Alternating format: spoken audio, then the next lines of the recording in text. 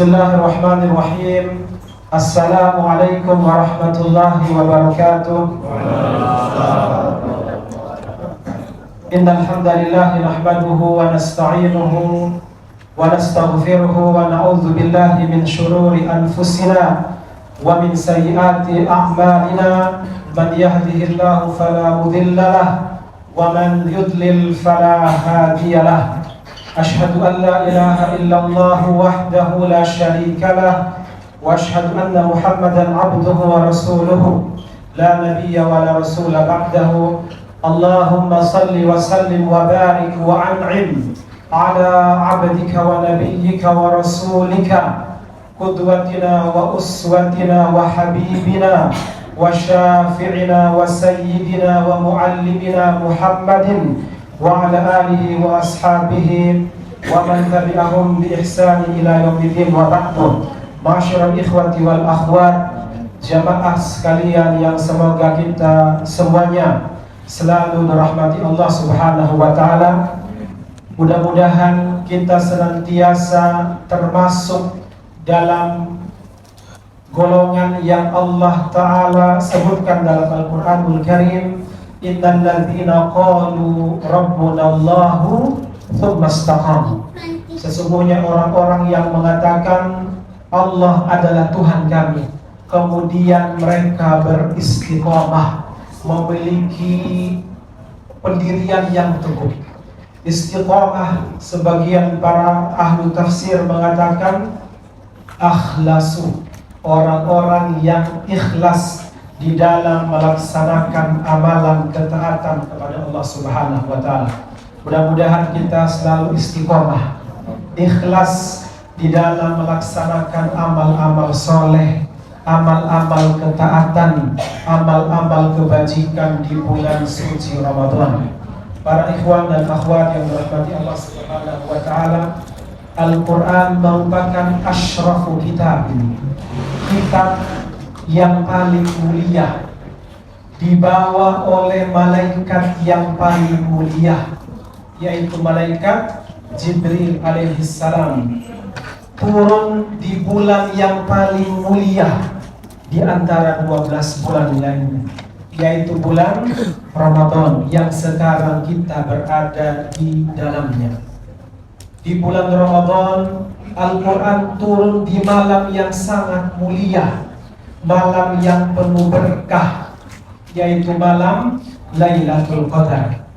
Turun di wilayah yang paling mulia di muka bumi ini, yaitu di Makkah Al-Mukarramah, di Makkah Mubarakah, Mekah yang diberkahi. Diturunkan kepada Nabi yang paling mulia, yaitu Nabiullah Sayyiduna Muhammadun sallallahu alaihi wasallam. Al-Quran diturunkan di bulan yang mulia, bulan Ramadan. Allah Ta'ala berfirman, Syahrul Ramadan alladhi unzila fihi al-Quranu hudan lin-nasi wa bayyinatin minal huda wal furqan. Faman syahida minkumus syahra falyasum. Bulan Ramadan, bulan yang di dalamnya diturunkan Al-Quran sebagai apa? Hudan, sebagai petunjuk. Di awal di ayat kedua surat Al-Baqarah yang sering kita baca, Allah Ta'ala berfirman, Alif Lam Mim, Dzalikal kitabu la raiba fihi hudan lil muttaqin. Inilah yang harus menjadi keyakinan setiap muslim. Dzalikal kitabu, itulah Alkitab, Al-Quran, la raiba fihi, tidak ada keraguan di dalamnya, sebagai hudan, petunjuk bagi orang-orang yang bertakwa. Wa bayyinatin minal huda, dan penjelasan-penjelasan dari petunjuk tersebut. Para ulama mengatakan maksud dari penjelasan-penjelasan di sini adalah Al-Quran menjelaskan perkara-perkara yang menjadi bagian dari hukum syariat. Ada halal, ada haram, ada perkara-perkara yang diharamkan, ada perkara-perkara yang dilarang, ada berita gembira bagi orang-orang yang beriman, ada ancaman bagi orang-orang yang melanggar perintah Allah Subhanahu wa ta'ala.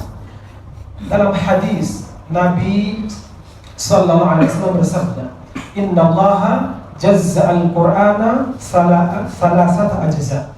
Bahwasanya Allah Subhanahu wa ta'ala membagi Al-Qur'an ke dalam tiga bagian. Kemudian para ulama menjelaskan dari tiga pembagian tersebut, sepertiga Al-Quran membahas tentang, membicarakan tentang kisah-kisah umat-umat terdahulu. Bagian yang berikutnya, bagian yang kedua, Al-Quran membicarakan tentang ahkam, hukum-hukum Allah, halal haram. Dan yang ketiga, Al-Quran membicarakan tentang tauhidullah, mengesahkan Allah Subhanahu wa ta'ala. Wa bayyinatin minal huda, penjelasan-penjelasan dari petunjuk tersebut. Wal furqan, Al-Quran itu sebagai pembeda antara yang hak dan yang batil.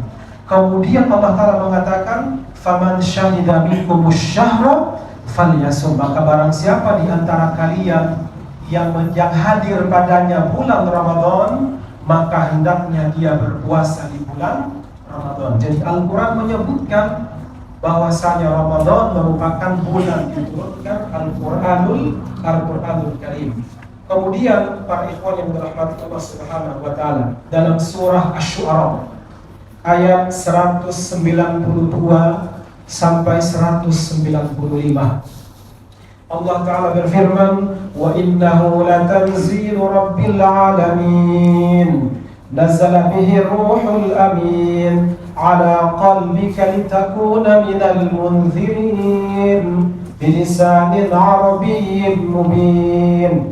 Dan sesungguhnya Al-Quran ini benar-benar diturunkan oleh Tuhan semesta alam. Kapan diturunkan pertama kali?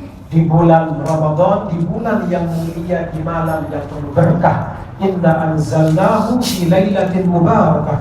Sesungguhnya kami turunkan Al-Quran di malam yang penuh berkah, yaitu inna anzalnahu fi lailatil qadri. Sesungguhnya kami menurunkan Al-Quran di malam Lailatul Qadar. Kemudian para ulama tafsir mengatakan Al-Quran diturunkan permulaannya secara keseluruhan dari Al-Lauhul Mahfuz ke Baitul Izzah di langit dunia. Kemudian Al-Quran diturunkan kepada Nabi Muhammad sallallahu alaihi wasallam di bulan dan hari yang lain berdasarkan peristiwa-peristiwa tertentu secara berangsur-angsur. Itulah sejarah diturunkannya Al-Quranul Karim. Al-Quran dibawa turun oleh Ar-Ruhul Amin, yaitu malaikat Jibril alaihissalam ke dalam hatimu, yaitu ke dalam hati Nabi Muhammad sallallahu alaihi wasallam, agar kamu menjadi salah seorang di antara orang-orang yang memberi peringatan. Jadi tugas para rasul yang diutus ke bumi ini ada dua. Rusulan mubasysyirin wa mundhirin. Para rasul yang diutus oleh Allah Subhanahu wa taala memiliki dua tugas. Pertama, mubasysyir, dan yang kedua mundhirin. Apa itu mubasysyir? Memberikan kabar gembira kepada orang-orang soleh, orang-orang yang bertakwa, orang-orang yang bertauhid, berupa balasan surga Allah Subhanahu wa ta'ala. Di samping memberikan kabar gembira, juga memberikan peringatan, yaitu ancaman siksaan bagi orang-orang yang menyelisihi perintah Allah Subhanahu wa ta'ala dan perintah Nabi Muhammad sallallahu alaihi wasallam. Bilisanin arabiyyin mubin, dengan bahasa Arab yang jelas. Jadi Al-Quran dengan bahasa Arab yang mudah dipahami. Kemudian Allah Subhanahu wa ta'ala menjamin orang-orang yang sungguh-sungguh mengikuti Al-Quran, bahwasanya orang tersebut tidak akan tersesat di dunia dan tidak akan celaka rugi di hari akhirat. Itulah jaminan Allah Subhanahu wa ta'ala.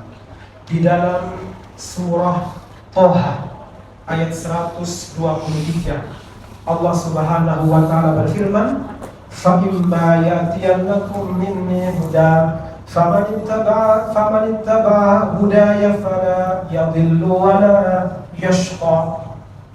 Janji Allah, yaitu maka jika datang kepada kalian petunjuk dari Allah, yaitu Al-Quran, karena Al-Quran merupakan warisan yang diberikan kepada kaum muslimin sebelum sunnah Rasulullah sallallahu alaihi wasallam. Dua pusaka yang diwariskan kepada kaum muslimin. Dalam sebuah hadis Nabi sallallahu alaihi wasallam bersabda, "Taraktu fikum amrayn, lam tadillu ma tamassaktum bihima." Saya meninggalkan pada kalian dua perkara, dua pusaka yang kalian, kata Nabi, tidak akan tersesat, tidak akan menyimpang selama kalian berpegang dengan dua perkara tersebut. Yang pertama, kitab Allah, Al-Quran, dan juga sunnahku, kata Allah. Itulah jaminan keselamatan bagi setiap muslim, berpegang kepada Al-Quran dan mengikuti sunnah Rasulullah sallallahu alaihi wasallam. Di dalam surah Al-Mulk ayat 2, Allah Ta'ala berfirman, "Alladzi khalaqal mauta wal hayata liyabluwakum ayyukum ahsanu amala." Allah yang menciptakan kematian dan kehidupan. Ada yang meninggal dunia, ada yang lahir. Untuk apa Allah ciptakan itu? Liyabluwakum ayyukum ahsanu amala. Allah ingin menguji kalian. Siapa di antara kalian, wahai kaum muslimin, orang yang paling baik amal perbuatannya, yang paling baik amal solehnya. Kemudian para ulama tafsir mengatakan maksud dari ayyuhum ahsanu amalan, ayyukum ahsanu amalan, amalan yang paling aswab dan akhlas. Amalan tersebut tepat, benar, sesuai dengan tuntunan Allah dan tuntunan Rasulullah sallallahu alaihi wasallam.